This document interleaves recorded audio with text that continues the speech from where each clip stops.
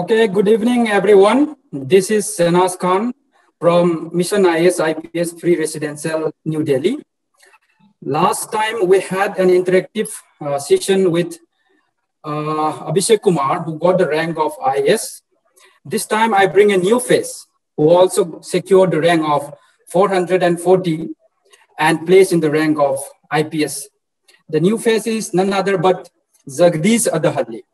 So now Jagdish is in the online.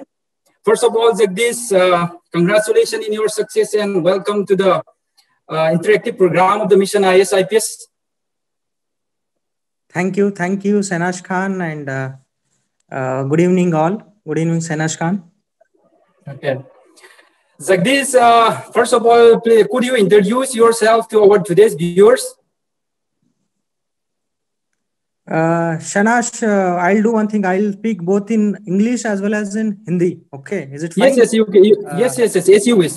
You can do that. Yeah, my name is Jagdish Adahalli. I am from the state of Karnataka, district from Belgavi. I have completed my graduation in the year 2013 with the graduation of Bachelor of Commerce.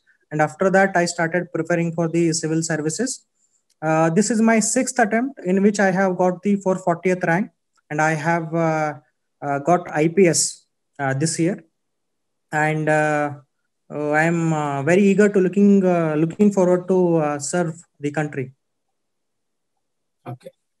So, Jagdish, could you tell some of the background of your family? Okay. I have already told you that I basically come from Belgavi district. So my family background is basically my father was a driver earlier, and now he is retired, and he is mainly doing agriculture right now. We have 2 acres of farmland. In that, they are doing agriculture, and my mother is a housewife. And I have a brother who is also studying chartered accountancy right now. And basically, we are from very poor family background. That is why I needed financial support at that time, at that moment of time. So, wherein the Mission IAS IPS has helped me very much in that context. So, because of that, today I can say that Mission IAS IPS has a very important role in my success. Okay. So, Jagdish, you might be very happy when you hear that your name is in the list. So, what was your reaction when you found your name in the result? So, Sanash, last year actually I was मतलब मैं state PCS में भी SDM probationary के तौर पर काम कर रहा था अभी. So that result day, on that result day, I was working actually. I was having some meeting, so I was going for the meeting. तो जब मैं गाड़ी पर जा रहा था तो मुझे मैसेज आया. मुझे पता तो था कि शाम में रिजल्ट आने वाला है, लेकिन ये पता नहीं था कि मतलब सुबह ही आ जाएगा. So it was shocking for me, and when I saw my name in the final list, so I literally, it was surprised, and at the same time I was very happy. And मतलब मैं तो घर में सबको call करके बताया कि मेरा लिस्ट नाम आया है फाइनल लिस्ट में. So it was very exciting moment for me at that time. Okay, that means your shock has turned into happiness. Yes. मतलब 7 साल का जो मेहनत था अभी वो फल मिल गया. तो सबको ये होता है कि मतलब आपने जितना एफर्ट पुट इन किए हो तो अल्टीमेटली आपको वो रिजल्ट मिल गया. तो उसी दिन वो दिन होता है आपके लाइफ में, मतलब हैप्पीएस्ट मोमेंट होता है आपके लाइफ में. उसी वक्त जो अब तक का मेरा लाइफ में जो मोमेंट आया है वही था, मतलब happiest moment. Okay. So you had attempted for 6 times and you cracked this exam in 6 attempts, right? So when did you start your preparation? I started in the year of 2013. I completed Okay. my graduation in the year 2013. After that, there was small incident actually which dragged me toward this civil service preparation. Earlier, I did not thought of preparing for the civil service when I was in my schooling days or graduation time. But a small incident dragged me toward this civil service preparation, and that time in 2013, my journey started for preparing for the civil services, I should Okay. say. Okay. Jagdish, okay, everyone knows that it will be very happy when a person is success, when a person get his fruit of like hard work. So at the same time, we need to see the struggle that a particular person had faced when they are trying to success. So Jagdish, can you tell us some of your struggle some of your struggle that you had faced in clearing this examination? Okay, मतलब every civil servant, UPSC civil servant aspirant, मतलब जब वो enter करता है initially, उनको लगता है कि ये मतलब इजी है और इजीली क्रैक कर सकते हैं 1-2 साल में। 1-2 साल में करते ही हैं लोग, वो तो ठीक ही है। इन केस आपका स्ट्रेटजी ठीक नहीं है, मतलब मिस्टेक्स है आपके स्ट्रेटजी में, प्रिपरेशन में, तो आपको बहुत साल लग जाएंगे, मेरे तरह 5-6 साल लग जाएंगे आपको क्रैक करने में। और इसके लिए आपको फाइनेंशियली स्ट्रांग होना जरूरी होता है, क्योंकि फाइनेंशियल बैकग्राउंड आपका स्ट्रांग नहीं है तब भी आपको प्रॉब्लम आ जाएगा। 1-2 साल बाद का जो आपको प्रिपरेशन होता है, मतलब 1 साल में आप 2 साल में क्रैक नहीं करते हो इस एग्जाम को, तब आपको प्रेशर आना सोसाइटी से भी स्टार्ट हो जाता है और फैमिली से भी स्टार्ट हो जाता है। तो एक फैमिली फाइनेंशियल बैकग्राउंड भी हो गया आपका, फाइनेंशियली भी दिक्कतें आने लगेंगे और आपको मेंटली भी टॉर्चर होने लगेंगे, क्योंकि आपको रिजल्ट नहीं निकल रहा है, ये भी प्रेशर आने लगेंगे। और सोसाइटी बाद में ऊपर से सोसाइटी का प्रेशर भी आने लगेंगे। सो बेसिकली आपको फाइनेंशियल प्रॉब्लम तो दिक्कत तो आने ही है, ये तो है। मतलब आप unless and until you are from a very rich family background, तो मेरा लाइफ में भी ये सब स्ट्रगल थे ही। मैं एक और बात बताना चाहूंगा कि मतलब इनिशियली जब से मैं पैदा हुआ हूँ, मतलब हमारे फैमिली बैकग्राउंड ही पुअर थे, तो इसीलिए स्ट्रगल तो तब से है ही। लेकिन हम पुअर फैमिली से है, इसका मतलब वो स्ट्रगल नहीं लगता है हमें, उतना स्ट्रगल नहीं, क्योंकि वो कॉमन टेंडेंसी हो चुका होता है डे टू डे में, तो वो चीजें उतना स्ट्रगल क्या प्रॉब्लम्स नहीं लगते हैं। फिर बाद में आप जब प्रिपरेशन में एंट्री करोगे सिविल सर्विसेज के 1-2 साल के बाद, अगर आपका कोई नौकरी नहीं लग रहा है, आप क्रैक नहीं कर रहे हो, तो ऊपर से एक फाइनेंशियल तो है ही, आपको साइकोलॉजिकल और मेंटल प्रेशर जो आएगा सोसाइटी से, वो बहुत आ जाएगा। तो यही है स्ट्रगल। ये तो जो इसको ओवरकम करेगा, इन सब प्रॉब्लम्स को ओवरकम करेगा, वही अल्टीमेटली मतलब क्रैक करने के लिए सक्षम रहेगा exam. Okay. And that means you have faced a lot of struggle, right? Jagdish, Yes. at the first, you had mentioned about the Mission IS IPS, right? And you Yes. have been in contact with this institute. So, what is the role of Mission IS IPS in clearing your civil services examination? Shahnaz में mission IAS और IPS के बारे में पहले एक थोड़ा बता देता हूँ, ये क्या है। मतलब मिशन आईएएस और आईपीएस, मिशन आईएएस आईपीएस एक ऑर्गेनाइजेशन है जिनका डायरेक्टर है गोपाल भाई ओरा और हितेश भाई Ora. They are from businessman family from the Gujarat. वो उतना तो रिच तो नहीं है फैमिली, लेकिन फिर भी उनका ये है कि जो भी सिविल सर्विस प्रिपरेशन कर रहे हैं उनको हेल्प करना है, क्योंकि जब वो लोग प्रिपरेशन कर रहे थे ऐसे हेल्प करने वाले कोई नहीं थे।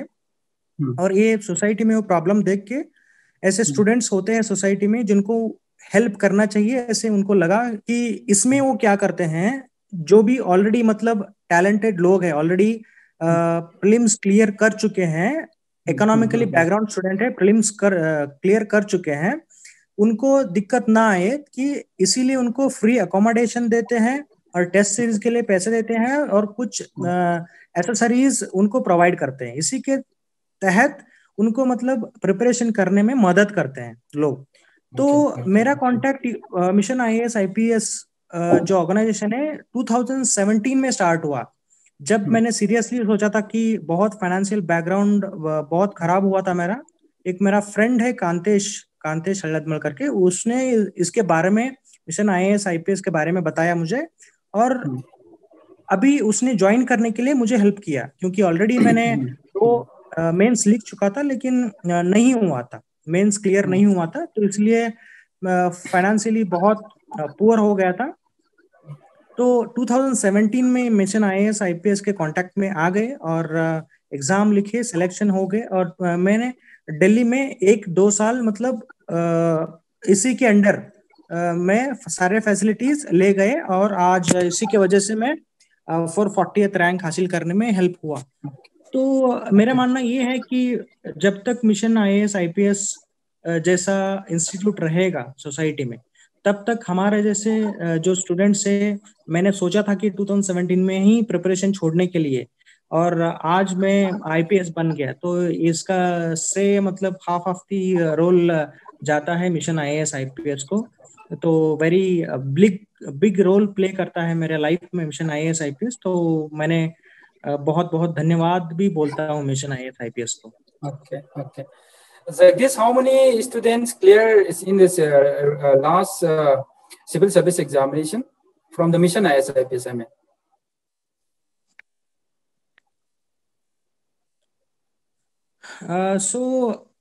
Last year. I mean this year. I mean 2019 and 2020. Yeah. 2019-20 this year. हम 4 लोग मेंस लिखे थे, एक्चुअली 4 लोग ने मेंस लिखे थे, लेकिन उसमें फाइनली हम 2 लोग क्लियर कर पाए। एक मेरा रूममेट था अभिषेक कुमार, बिहार से हैं, उनका रैंक 452 आया है और मेरा रैंक 440th आया है। अभिषेक कुमार को आईपीएस मिला है इस साल, और मुझे आईएएस में अभिषेक कुमार को आईएएस मिला है और मुझे आईपीएस मिला है इस साल। Okay.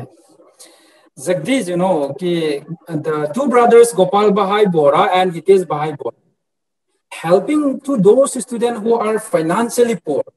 As you have mentioned that they are always helping to the hardworking students. Yes. So how do you visualize the role of these 2 brothers?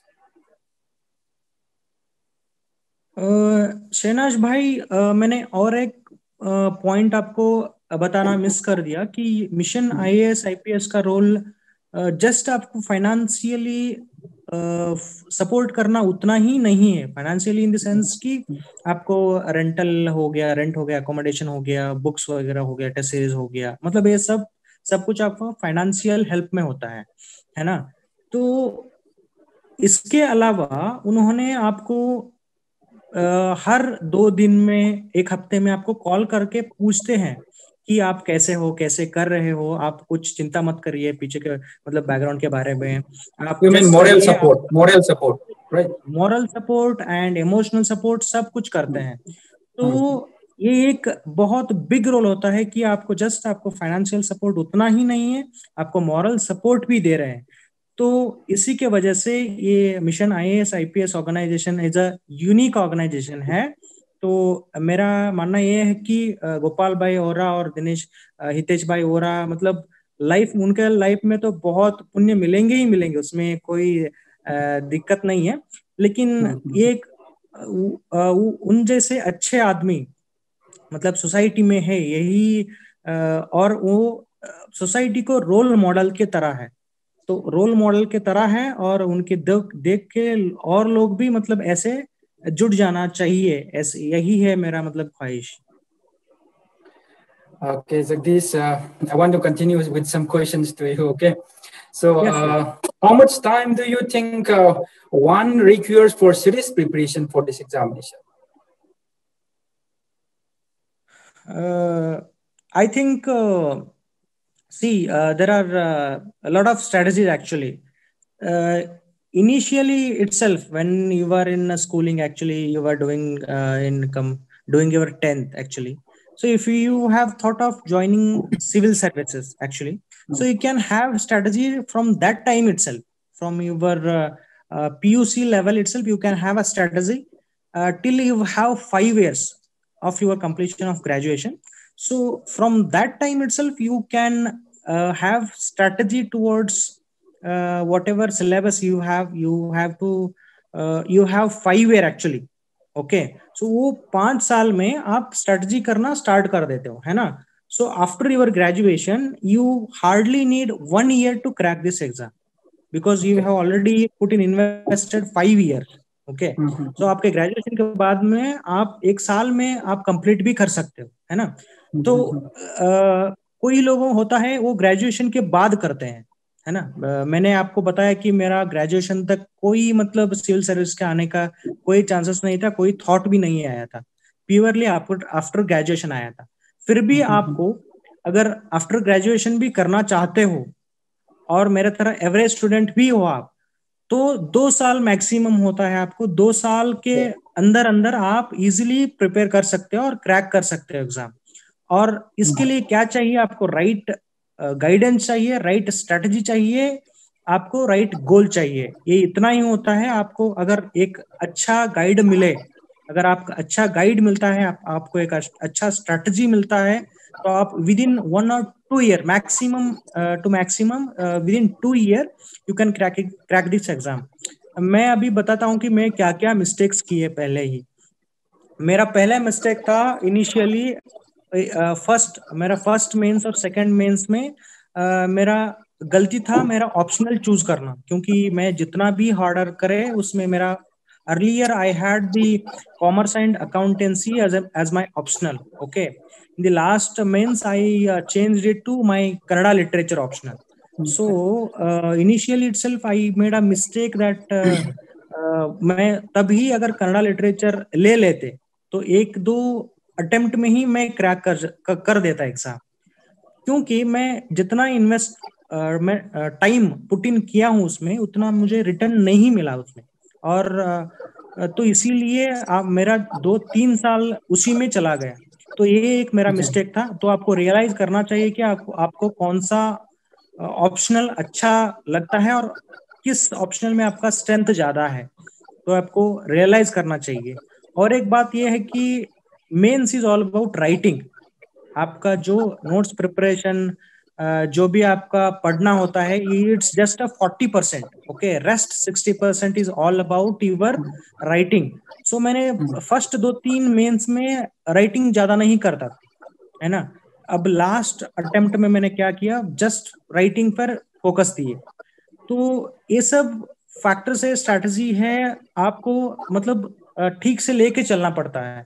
अगर आप मतलब फर्स्ट में पूरा साल प्रीलिम्स को ही दे रहे हो, तो आपको अगर प्रीलिम्स क्लियर भी कर लिए तो भी आप मेंस में कुछ नहीं लिख पाते हो, है ना. टाइम कम बचता बहुत. तो आपको एक राइट स्ट्रैटेजी हो, एक राइट गाइड मिले, अगर होता है तो आप 2 साल में इजीली आप क्रैक कर सकते हो exam. Okay. In your answer, I find a very interesting one. And the beginners who are preparing for the civil service now, they frequently ask this question. And choosing of the papers sometimes become a very confusing part. Particularly for the beginners. So Jagdish, what is your advice in selecting the optional paper? Because you have already experienced that problem. Yes. So आपके ऊपर 3 areas होते हैं. उसके हिसाब से आप मतलब 2 areas होते हैं मेनली. 2, आप 3 भी बोल सकते हो, मैं बताऊंगा कैसे 3 होता है ना. तो फर्स्ट में ये होता है आपका ग्रेजुएशन का बैकग्राउंड कौन सा है, आप उसमें कितना स्ट्रेंथ है आप उस सब्जेक्ट में, है ना. मेरा ग्रेजुएशन बैकग्राउंड अभी कॉमर्स एंड बीकॉम था और मैं सीए भी कर रहा था, इसीलिए मैं पहले मुझे वो इनिशियली अच्छा लगा, है ना. तो लेकिन इतना हैवी सिलेबस था, मुझे कवर नहीं हो पाता था और टाइम ज्यादा लेता था वो. इसी के वजह से मेरा जीएस पे भी इम्पैक्ट होता था वो. तो मैंने कॉमर्स एंड अकाउंटेंसी ले ली. और एक 2 ऑप्शन होता है आपका. Jagdish, please. Our time is now conclude, time is remaining only 5 minutes. So at the last, I'd like to ask you is that, what is your advice to the future aspirants? Okay. Yeah. See, civil servants must have three qualities actually for preparation as well as their future. I think their for future Please life. quickly, please quickly. It's left only some In minutes. their preparation, civil service students have three qualities, main three qualities. First one, they should have patience. Okay, patience, consistency, and hard work. These are the three main characteristics or features one civil servant aspirant must have. अगर ये तीन चीजें होता है वो किसी को भी क्रैक कर सकता है इस दुनिया में, है ना? क्योंकि आपको पेशेंस चाहिए, एक 2 साल आपको कंटिन्यूअसली हार्ड वर्क करना चाहिए, daily minimum 10 hour. Okay, consistency इसीलिए चाहिए कि आप जैसे नॉर्मल ग्रेजुएशन के एग्जाम होता है 2 महीने पढ़ लिए तो आप हो जाएगा, ऐसे नहीं है. आपको साल भर पढ़ना पड़ता है, 2 साल तो करना ही पड़ता है कंटिन्यूअसली, है ना? तो ये तीन चीजें हैं, कंसिस्टेंसी, पेशेंस, आपका हार्डवर्क. यही मैं स्टूडेंट्स को क्या एडवाइस करना चाहता हूँ जो भी प्रिपेयर कर रहे हैं. अगर इनके पास ये तीनों चीजें हैं वो कंटिन्यू कर सकते हैं और आप उनका सक्सेस इंश्योर कर सकते हैं at any cost. Okay, Jagdish, thank you so much for joining us in this online interactive session. Hope you will serve the nation in an awesome way. And from the Mission IS IPS side, I wish you all the best in your future journey. Thank you. So there was Jagdish Adhali, who secured in 440 rank and who also got the rank of IPS. So viewers, you can be the next one after the Jagdish. And Mission IS IPS is opening your door. And Gopal Bhai Bora and Jagdish Bhai Bora will be stand with you till you clear the examination. If you want to know more about the Mission IS IPS, you can log on our website, www.missionisips.com. And you can also text through our email address. Our email address is missionisipssuper10@gmail.com. Hope you enjoy the video. Thank you for viewing us. Thank you.